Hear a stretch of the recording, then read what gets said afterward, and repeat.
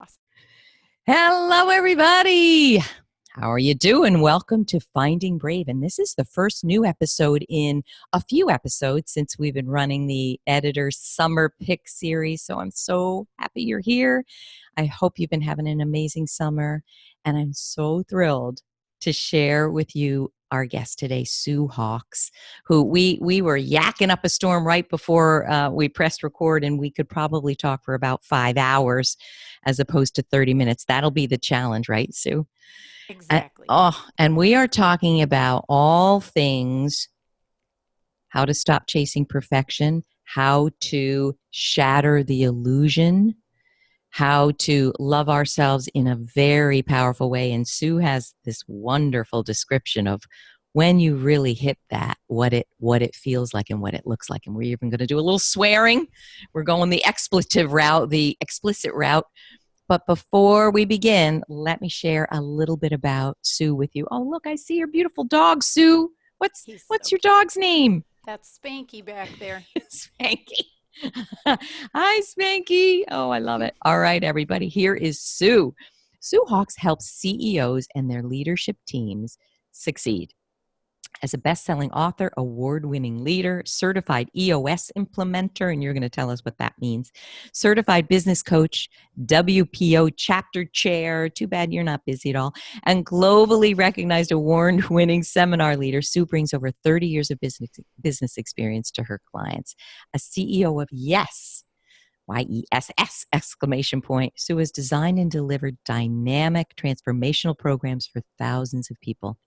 Her most recent book, Chasing Perfection, Shatter the Illusion, Minimize Self-Doubt and Maximize Success, is available right now, and you got to read it. Sue is also a frequent contributor to publications including Forbes, Inc., Entrepreneur, Fortune, Fast Company, Ladders, HR.com, Thrive Global, and the New York Daily News. Sue, thank you for being here.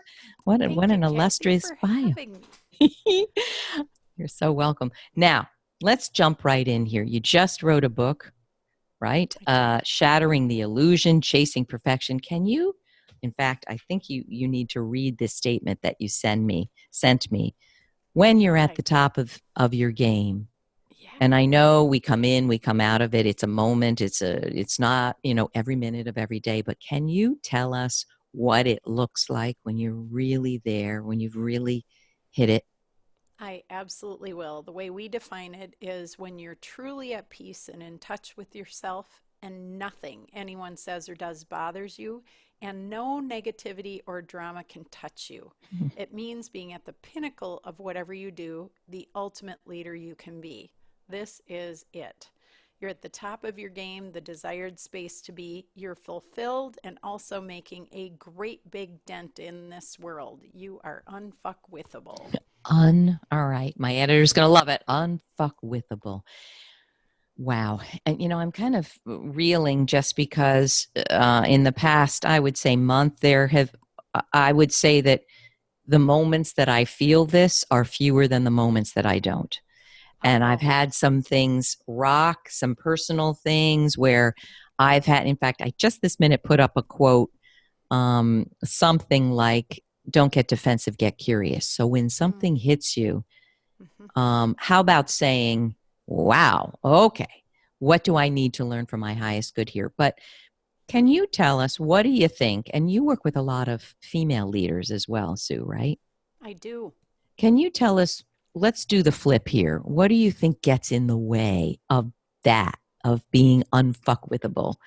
What do you think is happening here? I think a lot of it is how people are raised.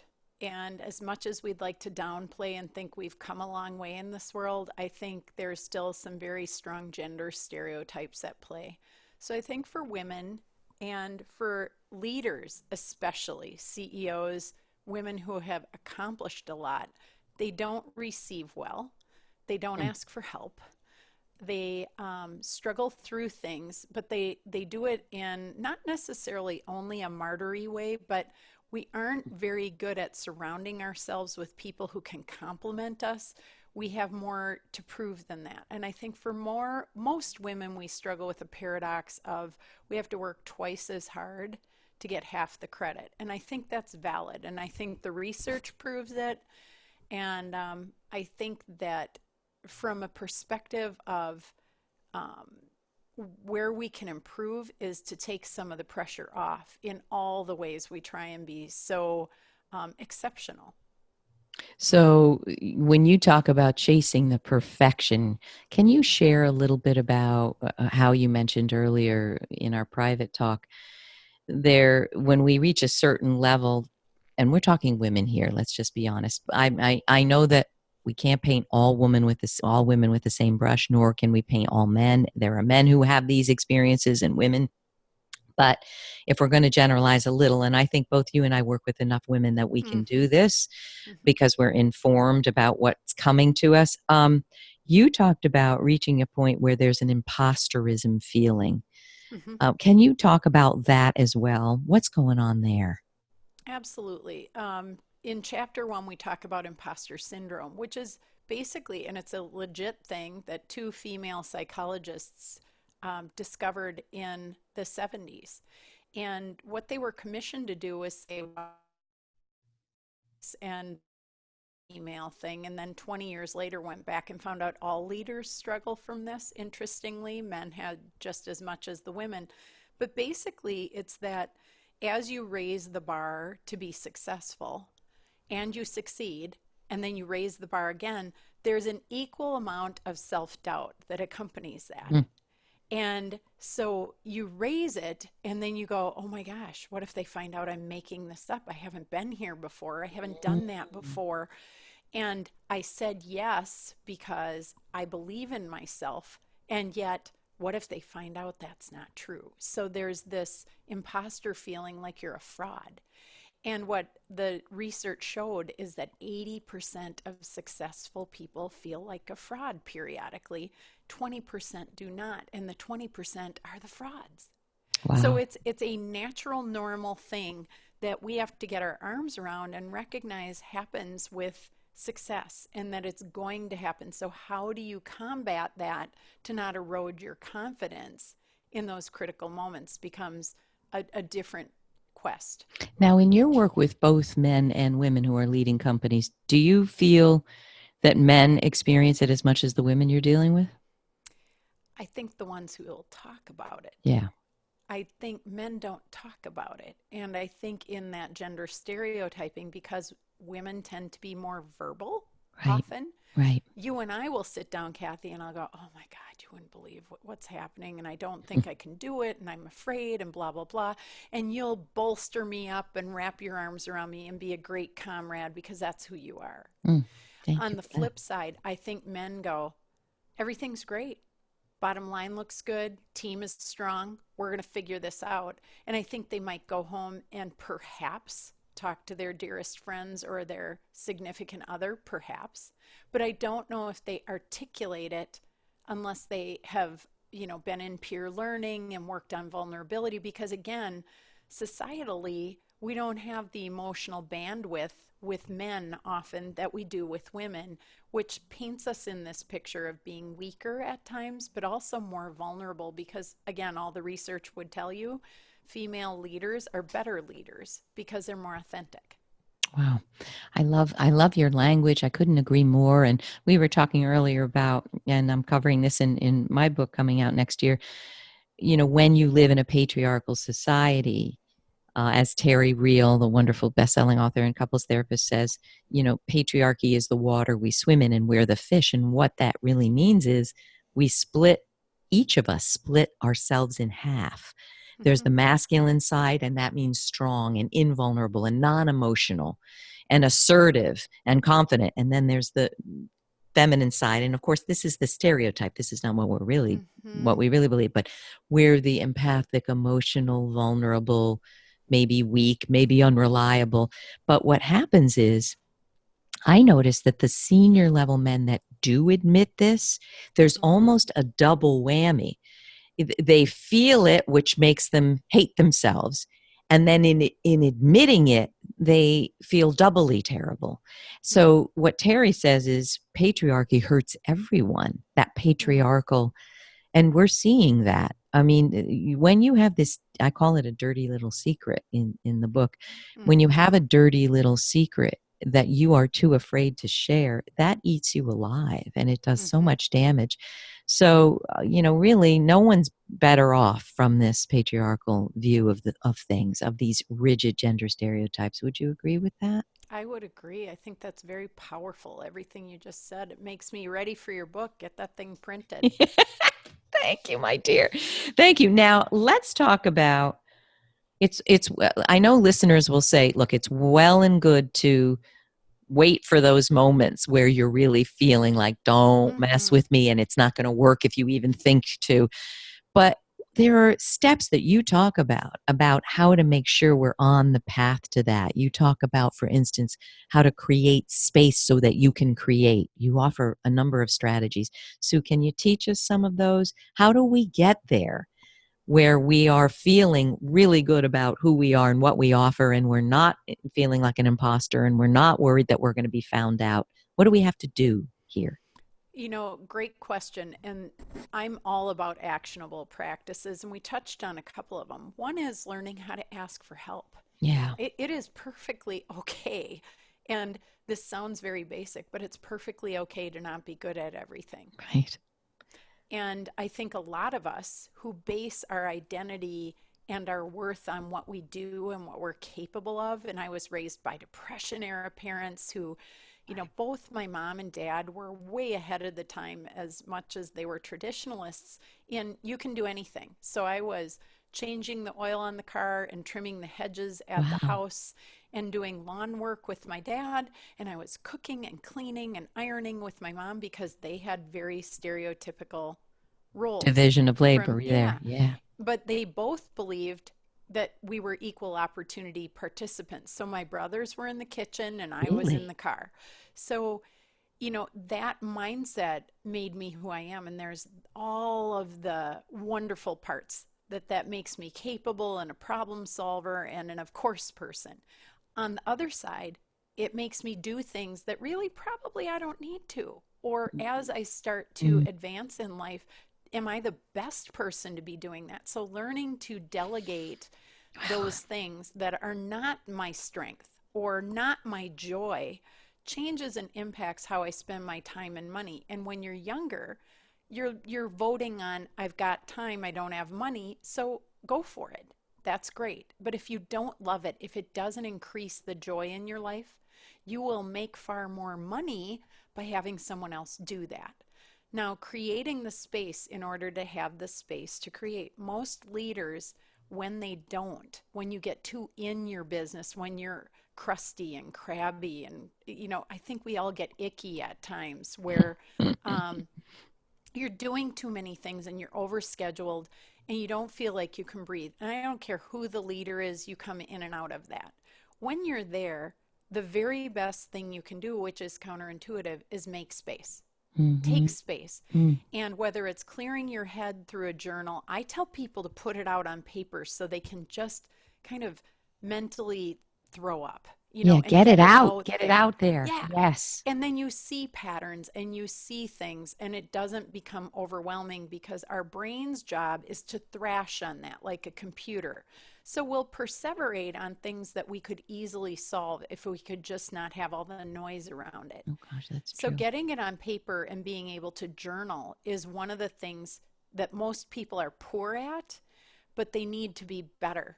And whether, with no agenda, get it out. You don't have to have a structure or practice. Doing something like that, having mindfulness practices well beyond meditation, things like Mm. learning how to take a deep breath, things like stopping the tapping on your computer and standing and walking around the office and then coming back to sit down. Things like that are resets for your brain that we don't do enough of because we push through it and often are jamming more in. When the best possible thing we could do is when it's chaotic, it's counterintuitive. Take a break. And that can be So 5 minutes, true. that can be 1 minute, that can be 10 minutes, that can be an hour. It doesn't mean you have to go do a full blown workout. And if you can, bless you, go for it. But it does mean interrupt the pattern of pushing because you're less and less effective and you're working harder and harder to get less done. I love it. can I build on that, Sue? Yes. And give a really concrete example. We mentioned I have just come from Italy on a performance tour with the Wilton So Singers, the group. jealous. So thank you. So fun. And it was 10 days. And I have two things I want to share about that. I agonized for days. Should I bring my laptop or not? Because it's heavy, and I was in the process of finishing a manuscript. And I thought, well, I'll be in airports. I agonized. I took it. Mistake. I didn't open it, didn't want to open it. And what I want to tell everybody is you're looking at a perfectionistic overfunctioner. You are a recovering perfectionistic overfunctioner. You're looking at what Sue is talking about, doing more than is appropriate, more than is healthy, more than is necessary, and trying to get an A+ in all of it. And you're going to crash and burn, and you're not going to be effective. So, but here I am taking the laptop. Good thing I didn't open it. But what I want to say is I really unplugged for 10 days. And Good. when I came back the first day, Sue, I was downright depressed. And I'll tell you why. I love my work with a passion, but reentry is often very hard when you've had a massive mind shift. Mm-hmm. But more than that, I sat down and I looked at what I typically do in a day. And all I can tell you is, oh no, that when I'm in that pushing mode, it can be the work of two people. So I think sometimes even three people. And I know you know exactly what I mean. Mm-hmm. The thing is, when you've been away, your whole body and your soul and your spirit and your mind don't want to re-engage in perfectionistic overfunctioning. They've had a break. And the crazy thing is, I actually wrote better and more after having that break. It just came flying out. So there's 5 different ways, 100 different reasons why it's not just, oh, take a break. It's you need kind of a paradigm shift Mm-hmm. to actually see, why am I doing the work of 3 people? I don't need to do that. And I'm not good at all of those things. Right. Why am I not delegating more and more and finding, and we all know the reasons for that. I can't find the right person. They didn't work out. Well, those are excuses. I know you don't feel they're excuses. They feel very legit in the moment. But if you are doing more than is appropriate, necessary, and healthy, you've got to change it or you won't reach your highest potential. Would you agree with that? I would totally agree. And can I add on to what you Please, said? please. The power. I was sitting there and hopeful while you were telling your story that you left that laptop home unless you wanted weightlifting. Yeah. But My the arms got ability to stronger. say no is another huge practice. So And in the big. book, I talk about this because, especially, we're enculturated to say no. And I can't just say no, Kathy. No, thank you, Kathy. I don't say that. I say, oh, Kathy, I can't. And here's why. My dog is sick and my kid's coming home and I've got 4 events and I'm overscheduled and da da da. And all of that stuff diminishes everything about it. It is perfectly okay to say yes, and it's perfectly okay to say no. And I talk about it this way now. I say, if it's a hell yes, it's a yes. If it's a hell no, it's a no.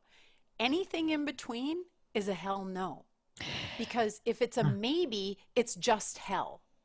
Oh, So if you wow. I see love 2 it. I circles, love it. and this diagram has been done where hell yes is here and hell no is here, and there's this little overlap, and that's hell. Because it's not one or the other, shove it over to hell no. Because honest to goodness, it's not forwarding you. Anything you should be doing, like you said when you got back, I'm listening to you and I'm going, oh my God, you come back with that zest going, I've got 25 things to write about because my mind is free. And Right. Gino Wickman calls that a clarity break, because you enter into this space of clarity where it's like, oh my goodness, that's what I want to say. Not I'm searching Oh, for it amidst the noise. And so learning to say no based on, are you jumping out of your skin to do it? Then don't. Find another way. Outsource it, automate it, give it to someone who does say hell yes, but don't settle for maybe or sort of or kinda or I should. Those are all hell no. oh And God. your life will start to free up.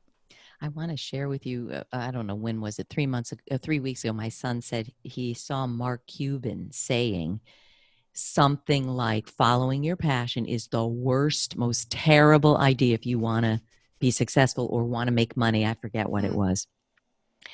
And so I went and found the video, and I have to tell you, it perturbed me beyond belief because, one, it's a very male view. What he's talking about is, instead of what you're passionate about, look at what you're good at, what you spend time being good at. That is so wrong for women because we're good at so much that's going to be a million things, half of which we should not be doing. So Correct. forget good at. You know, how Correct. many times have we been good at something that we want to poke our eye out with a stick about? Like, if I do this one more time, but I'm good at it. So no, it's not just enough that you're good at it. It's, You gotta love it and be great at it. Right. And, you know, in the words of Marie Kondo, does it spark joy? Is there a feeling of I'm on the right path? Right. Not, all right, I'm good at it, and I guess this is what I'm going to do and make my million. And anyone who says you can't do that, do what you're passionate about, do what feels right, and make a lot of money, just hasn't figured it out how to do it and is giving us bad advice. Would you agree? I'm not saying that we should all run off and, you know, join a rock band. We have to do it smart. That would be fun, right? And maybe it's not what you do for a living. I'm a singer, not for a living. But you must do it smart for sure. But don't just do what you're good at, for goodness sake. Totally agree. You'll be chasing a lot of dead ends. Now tell me, this is really fun. We're going to have probably a different interpretation of this. You talk about, you don't think there's such thing as work-life balance, it's work-life integration. And that is a very contemporary view. And this is where I'm showing that, you know, I'm bringing things from the past. But tell me exactly what you mean. Tell us. What do you mean by that? So if you would. I think, you know, balance is one of those topics. And I hate to say it, I get asked to talk about it all the time. Yeah. It's in the self-help magazines. It's touted. You can clock your calendar to every December and January where it's all about balance because life is chaotic. And this is this elusive, and I say balance is bullshit. And it's because it's a state. It is a presence. It's like being unfuckwithable. I go, it's a place you visit, and usually it goes away the second you notice you're visiting. And it's that alignment internally with, this is exactly where I'm supposed to be and exactly what I want to be doing. And it's filling something in me that aligns with my personal values as I'm doing it. That's integration, not balance, in your mind? The literal part that people get hung up on is it means you're working at home and you're at home when you're working.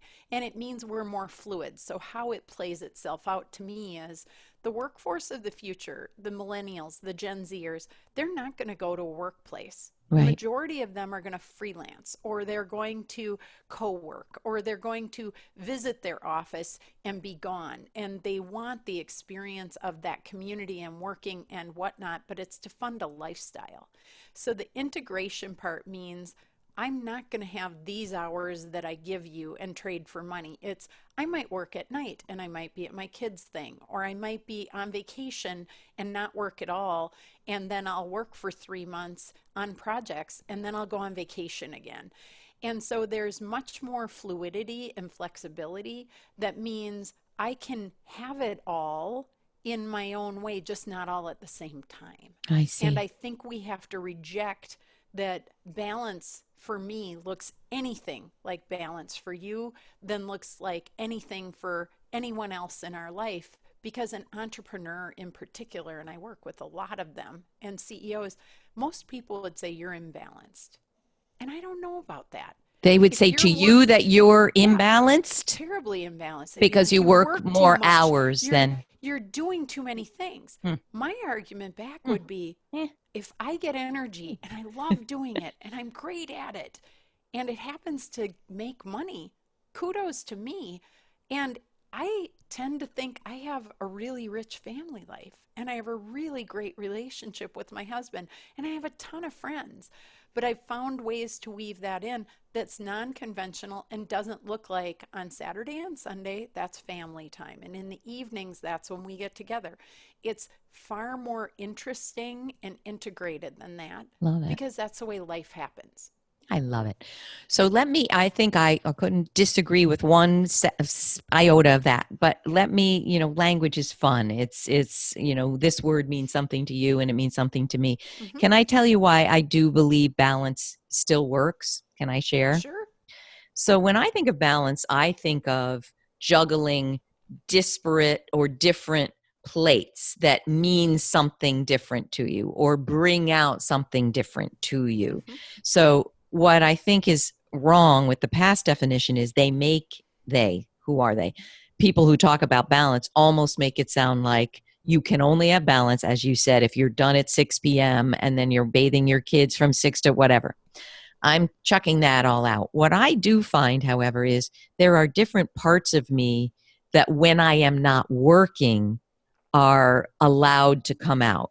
So for me, when I'm singing, I am not the owner of Kathy Caprino LLC. I'm not. I am an equal partner in this 50-person group. Mm-hmm. And I'm maybe not the leader, I'm the follower, or when I play tennis and I'm, not as good as I used to be when I was 18.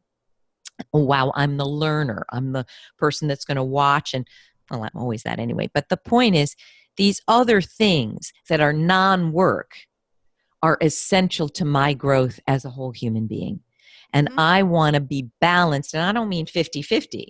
Right. That's up to us critical to decide. Right. If you're thinking 50% this, 50%, that's absurd. And no one should have to toe the line to that.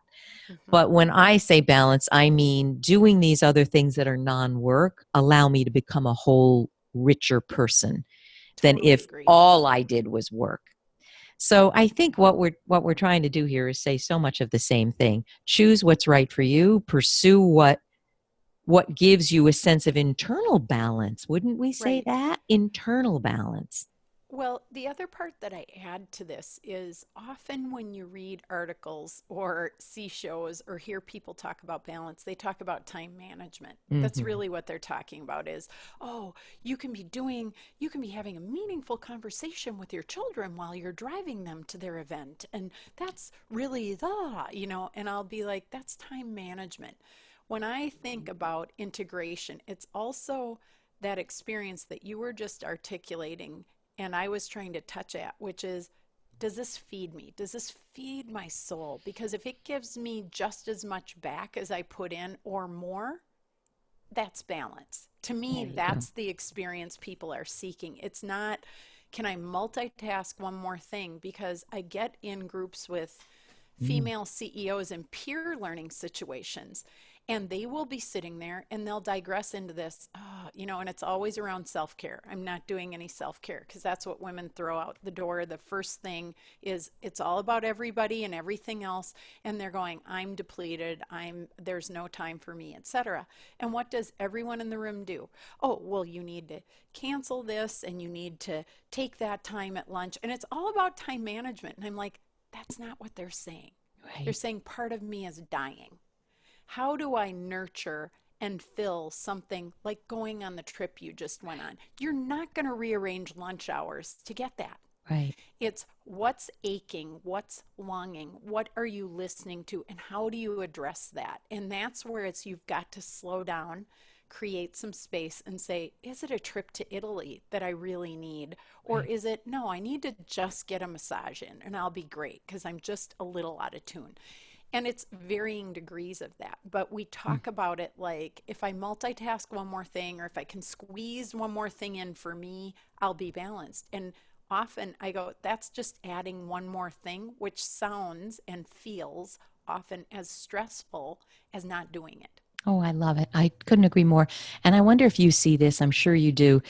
I would be a multimillionaire if I had $1 for every woman in the 14 years I've been doing this career coaching work who says this. They think they want a career change. But when I read their assessment that I've given them of questions I wish someone had asked me 30 years ago, there's no evidence that they don't like their work. What they are is beleaguered, depressed, and exhausted because they have no time for themselves. Amen. So I say to them, you're not going to like this, but this is the approach. I want you to change that now in this job. And I say to them, if you were able to have more of the life you want when you're not working, have more time for yourself. If you could do that today, would you stay in this job? Would you love this job? And they almost always say, I think so. So the very first step is, how do we change what you're doing in relation to how you're operating in your work? And Sue, it's always boundaries. And it always comes from childhood. Brilliant. Always. It's always, could I say no? Or did I need to be perfect? Or was I loved only when I did 20 things and went to Harvard and was, D1 soccer? So I'm so with you that it's not the shifting of one lunch period, lunch event, or, going home at 6 instead of 7. Yeah, that'll help. But if you don't know how to honor who you are and say, hell yes, hell no, and if you're too scared to do that, no job, no career is going to give you the happiness that you're looking for, or fulfillment, Right. or reward, And no right? relationship, and you can insert the blank. It could be your Right. career, it could be the Amount of significant money, other, could right? be the finance, absolutely. But we look outside of ourselves to solve the inner Mm, longing. that's it. That's it. Can you give us one more tip how to be unfuckwithable? What is the thing you see over and over that you go, yeah, there it goes again, Mm. that we haven't talked about? Oh Anything? my goodness, we've talked about so many of them. I think if I were to encapsulate it, and this is a big thing, I don't know that I'll get you the practices, but the big thing I see is people living the life they think they're supposed to live Mm. versus living the one they were born to live.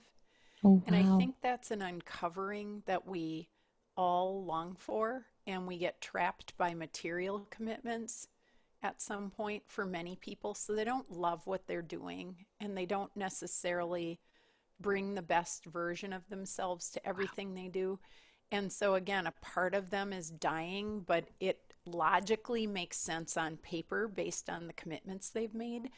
And so, traversing that is the stuff that I'm interested in helping people with, because Wow. I think often we're satisfying the shoulds and the things we believe people are expecting, or that we adopted along the way from a teacher, a parent, or a family, or society, or whatever expectations, and being humble enough and vulnerable enough to realize where you have accepted that and it's not yours Mm. is it's a lifetime worth of work, because the closer you get and the more you approach um, letting go of those and being scrutinized by yourself more than anyone for going for what matters.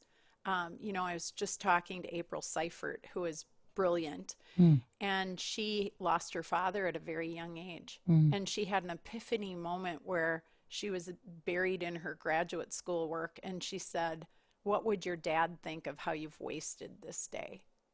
And I Oh, thought that was such a oh, that's so powerful painful. question. But it's such a powerful question, And because she how knew many in a minute, days, too. It right? doesn't have to be And she physically started standing going there. for what mattered to her, because all of us are going to die. Life is terminal. And we look up and we don't have time to waste. If you really think about it, how are we maximizing what gives us joy? And again, that combo for me is different than you, but I don't want to waste any of that time. And that's the thing that I would tell you is, if what we're talking about, you and I both, can help people accelerate the joy and maximize their experience of themselves in the world, more of it. And I think that's what too many people do, is they're mired in expectations and commitments they made out of some other expectations that are no longer true. They Oh, need to that's listen to powerful, themselves. Sue. That is powerful. So, would this be a strategy to get to the heart of that? Just this weekend, listening to this, or whenever you have time, pull out a blank piece of paper and write, if I didn't feel I should or I had to do this, what would I stop doing? I think having a list is brilliant, because looking at what would open up is huge. And, I just want to echo, having just recently been divorced, I see how there are so many things that are going on that we're almost not even consciously aware of. The pressure, for instance, or not the pressure, the idea that you failed if you divorced, Mm-hmm. where I think both my ex and I would not agree with that. We're probably both doing better with each other, and we're very amicable, and we put the grown kids first, and we, do things together. So this pressure that you failed, when you don't even buy into that, I think there's a million of those, that I Right. should be making six figures or I don't have a viable business, or I should have this huge house and a huge yard, when in fact I can't stand taking care of this huge house. And right, I Exactly. think there are thousands of them that we're almost afraid to admit to ourselves because it Well, makes us so different.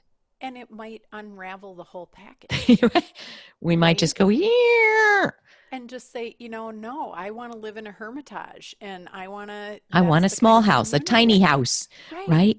And that's okay. And again, you look at people, I look at, some eccentric examples. You think of David Letterman Yeah, and how he lives in Hollywood. And I think, good for you. right. Good for you because it's authentic. And Or how isn't many it of us Warren are Buffett living? in a really modest home? And, what's a billionaire doing there? Well, he's living a good Right. life on his terms, darn it. Right? Exactly. Exactly. So, how do we get there? That's one practice at a time, and it's catching it when you can. Because again, you redefining divorce the way you just said is so powerful because it doesn't mean, maybe when we lived 50 years, a lifetime of marriage was the exact right answer.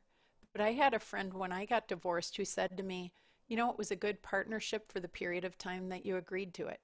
And I went, that was a really freeing way to think about it so that it wasn't punitive and it Right. wasn't, again, a character Flaw.